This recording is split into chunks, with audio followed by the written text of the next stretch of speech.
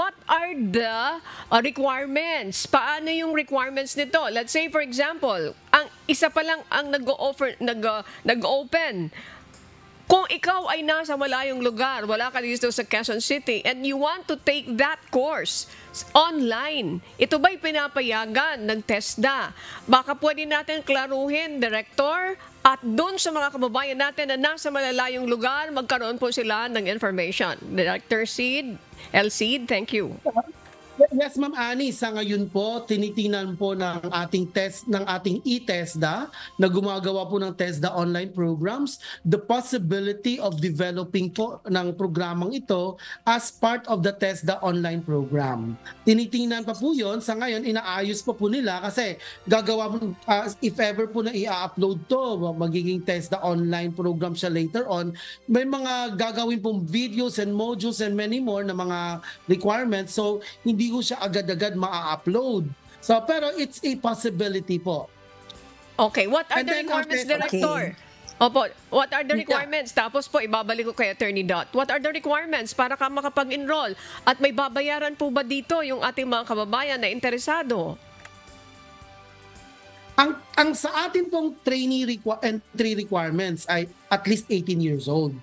Ganun lang po kasimple. At least 18 years old at Pilipino. No? Pero kung yung sa eskwelahan na po, they give out kung ano yung requirements ng eskwelahan, like kailangan nila ng ID picture, kailangan nila ng barangay clearance, it's with the institution na po, ma'am. Pero yung training requirements po natin is at least 18 years old and Filipino citizen. Wala po silang babayaran if they are scholars. Ito po yung ipapaklear lang po natin. If ang scholars po natin sa TESDA ay walang binabayaran po because covered po siya ng scholarship. If ever naman po na hindi siya covered ng scholarship, dun lang po yung magbabayad ang ating mga estudyante. But for the 200 slots that I informed the public earlier, according po sa ating NCR at especially sa district office ng QC, yung 200 slots po ay under the full scholarship po, ma'am.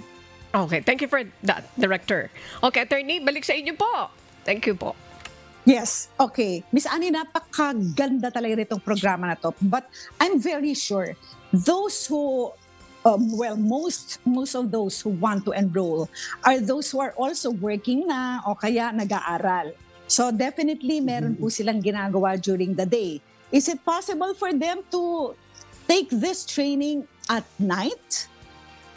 Or meron po ba itong paiba-ibang oras? Opo. Okay. Go ahead. As I've mentioned kanina, Attorney, there's a possibility for that, but it has to be arranged with the training institution po kasi sa program delivery na po siya.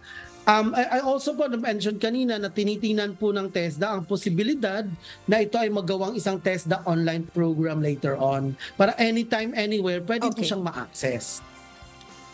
Okay, sir, ikaklaro ko lang po yung online, hindi pa po yan existing. Dahil sabi po ninyo, there is a possibility. Meaning to say, wala pa muna yan. But you have an accredited institution. The one that you mentioned earlier po, na merong 200 scholars, accredited po ninyo yan. Opo. Yes po. Yung Aptitude Training Corporation Institute.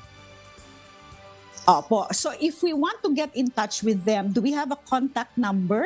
So that malaman po natin, yung sabi po ninyo, you can coordinate with the training center to know the schedule po.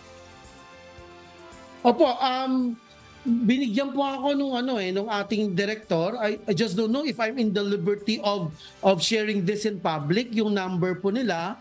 Pero Opo. Oo, yung lang, ma'am, may number po silang binigay. Yung ito po, ma'am, office number po nila. 0956 0956 874 0561. 0561. Ulitin ko lang po 0956 874 0561. But before I give you back po to Ma'am Annie Rentoy, ang sabi po ninyo kanina, we will just coordinate. Kung meron pong interesado, we will just coordinate with this institution.